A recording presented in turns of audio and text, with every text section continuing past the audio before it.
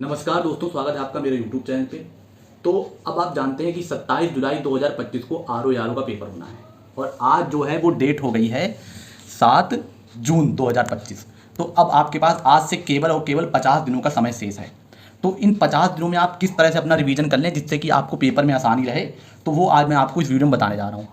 तो ये आप देख सकते हैं कि ये जो टू डू लिस्ट है, मतलब ये जो सारे टॉपिक्स हैं ये आपको 50 दिनों में, या सब्जेक्ट हैं जो, ये आपको 50 दिनों में पूरे कर लेने हैं। तो उसमें सबसे पहला सब्जेक्ट जो आपका आता है वो आता है हिस्ट्री, यानी कि भारतीय इतिहास।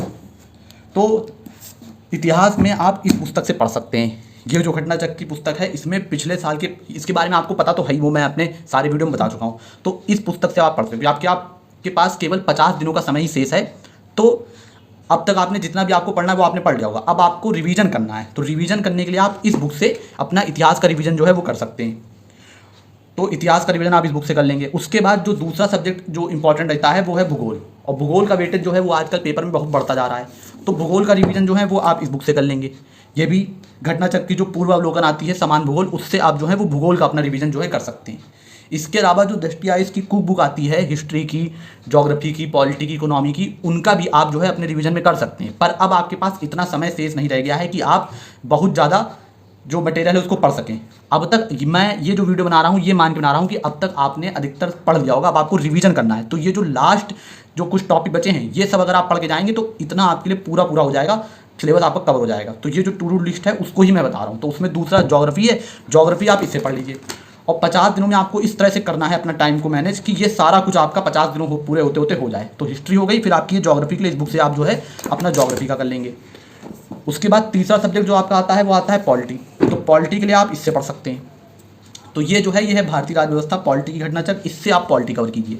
इसके अलावा आपके पास अगला टॉपिक आता है जो टू डू लिस्ट में है आपकी, वो है इकोनॉमी। तो आप इकोनॉमी जो है वो इससे कवर कर सकते हैं। ये आपका इकोनॉमी का हो जाएगा। इकोनॉमी के लिए आप इससे पढ़ लीजिए। फिर उसके बाद आपके पास आता है, इसमें मैं सब कुछ बता दूंगा, जो भी मैं बताऊंगा उतना आप कर लीजिएगा, उतना आपके लिए सफिशिएंट हो जाएगा। उसके बाद आपको पढ़ना है साइंस। तो साइंस के लिए आप इससे कवर करिएगा। इससे आपकी फिजिक्स, केमिस्ट्री और बायो तीनों समान जो विज्ञान पूछी जाती है, जनरल साइंस, वो आपकी इससे कवर हो जाएगी। इसके बाद आपका बचता है इन्वायरमेंट और इकोलॉजी। इन्वायरमेंट और इकोलॉजी के लिए ये बुक आती है, इससे आप इन्वायरमेंट इकोलॉजी का रिवीजन कर लीजिएगा। 50 दिन में इतना करना भी बहुत होगा रिवीजन, अगर आप कर पाते हैं तो ये कर लीजिएगा। इसके बाद जो एक टॉपिक बढ़ता है वो बचता है मिससेलेनियस, यानी कि विविध। तो जो विविध के जो क्वेश्चन पूछे जाते हैं वो सारे क्वेश्चन इसमें दिए होते हैं।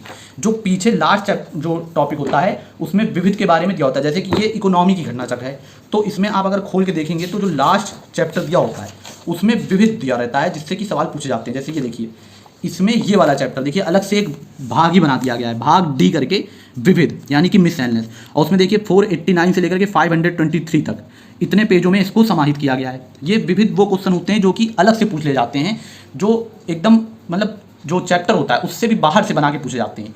तो वो हर घटना चक्र में ऐसे ही विविध का टॉपिक बना करके दिया गया। जैसे कि ये मैंने आपको इकोनॉमी की दिखाई, ऐसे ही देखिए पॉलिटी में भी विविध के लिए अलग से आपको दिया हुआ है। ये देखिए प्रश्न विविधा। तो ये देखिए इसमें भी लास्ट में 458 से 480 तक विविध के टॉपिक दिए हुए हैं। ऐसे हर बुक में, हिस्ट्री में, ज्योग्राफी में, पॉलिटी में लास्ट में विविध का जो पोर्शन है वो दिया रहता है। तो उससे आपका जो मिससेलेनियस क्वेश्चन पूछे जाते हैं वो आपके उससे कवर हो जाएंगे। उसके बाद आपकी बचती है सेंसस, यानी कि जनगणना। तो जनगणना आपको कहाँ से करनी है, उसके लिए भी ये जो आप पढ़ेंगे हिस्ट्री की जो इकोनॉमी की जो बुक आती है, तो ये जो इकोनॉमी की बुक आती है इसमें अब आपको जो है सेंसस आपको इसी में मिल जाएगा। ये देखिए इसमें आप आएंगे तो जो जनगणना है, ये देखिए जनसंख्या 524 से 580, 524 से 580, ये जो है यहाँ पे आपको जनगणना मिल जाएगी।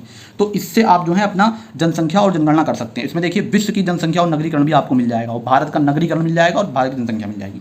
तो ये जो भाग ई है इससे आपको 2011 की जनगणना के सारे इंफॉर्मेशन, वैसे अब 2011 की जनगणना से टॉपिक जो भी पूछे जाएंगे वो आपके इससे कवर हो जाएंगे। और इसके अलावा उत्तर प्रदेश की जो, ये आपको इसमें तो मिल ही जाएगी।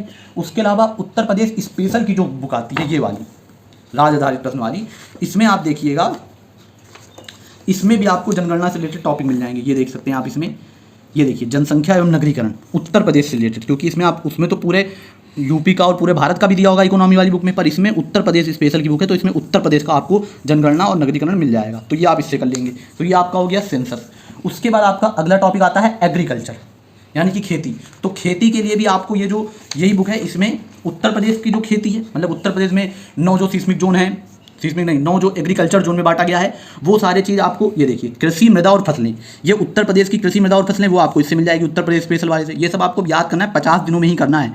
तो उत्तर प्रदेश की खनिज मृदा फसलें वो आपको इससे मिल जाएगा, और भारत की जो खनिज मृदा और फसलें हैं वो आपको ये इकोनॉमी वाली बुक से मिल जाएगा। ये देखिए इसमें खेती का अलग से चैप्टर ही दिया गया है, कृषि एवं संबद्ध क्षेत्र, ठीक है। तो ये जो चैप्टर आपको दिया गया है इससे आपको इसमें मिल जाएगा।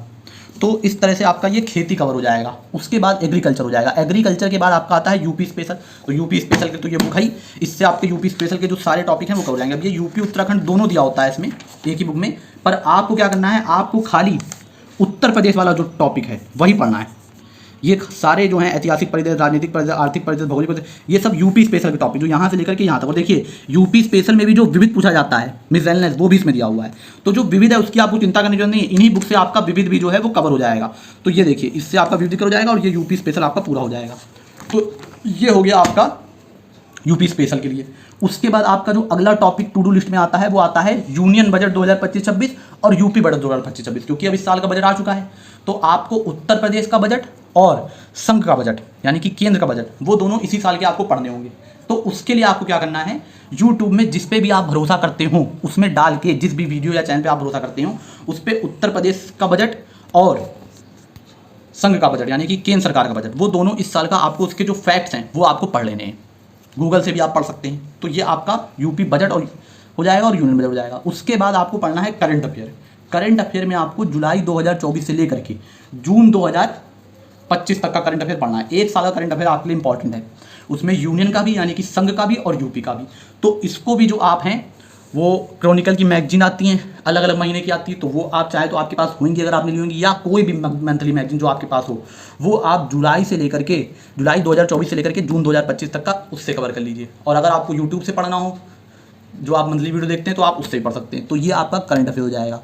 इसके बाद जो आपका बचता है, ये मैं खाली प्री के लिए बता रहा हूँ, आर ओ प्री के लिए। उसके बाद आपकी बचती है हिंदी और मैथ और रीजनिंग के जो क्वेश्चन पूछे जाते हैं वो बचती है। तो उसके बाद आपका जो टॉपिक बचा मैथ और रीजनिंग और हिंदी। हिंदी में आपको पता है 60 क्वेश्चन पूछे जाने वाले हैं 6 टॉपिक से। लेकिन उससे पहले मैं आपको मैथ और रीजनिंग बता देता हूँ। मैथ और रीजनिंग के लिए आपको कुछ भी अलग से नहीं करना है। ये जो आपकी पास बुक होएगी कोई भी जो आर ओ की, जैसे ये प्रीवियस ईयर के जो क्वेश्चन पेपर हैं उनकी जो बुक आती है, इसमें देखिए प्रारंभिक परीक्षा के सॉल्व पेपर और मुख्य परीक्षा के सॉल्व पेपर जो आर ओ के हैं वो दिए रहते हैं। इस बुक को आपको आपके पास होएगी, अब तक आपने ले ली होगी क्योंकि अब तो काफ़ी समय हो गया पेपर की। इसमें क्या होता है, जो आपको जाना है और जो मैथ रीजनिंग से रिलेटेड क्वेश्चन आंसर दिए रहते हैं उनको आपको इससे हल करना है। तो खाली आपको पिछले 10 से 15 सालों के मैथ और रीजनिंग में जो भी क्वेश्चन पूछा गया, जैसे ये मैथ का क्वेश्चन पूछा गया कि इसमें कितने वर्ग बनेंगे टोटल, इस आकृति में कितने स्क्वायर हैं, इस तरह से मैथ और रीजनिंग के क्वेश्चन ये सब जो दिए होते हैं डायरेक्शन से रिलेटेड, ये जितने भी टॉपिक हैं, जो टॉपिक आपको मिलते जाए उन टॉपिक को आप यूट्यूब से या फिर आपके पास जो भी मैथ रीजनिंग की बुक हो उनसे कवर कर लीजिए। और नहीं तो खाली आप पिछले 10-15 सालों के मैथ रीजनिंग के क्वेश्चन जो अभी तक आर ओ में पूछे गए हैं उनको खाली लगा लीजिए। तो उससे आपका मैथ और रीजनिंग जो है वो आराम से हो जाएगा, क्योंकि 10 से 15 क्वेश्चन पूछे जाते हैं मैथ और रीजनिंग में, तो उन 15 क्वेश्चन को आपको इससे कवर कर लेना है। तो ये आपका मैथ और रीजनिंग के क्वेश्चन हो जाएंगे। उसके बाद आपका बचा हिंदी।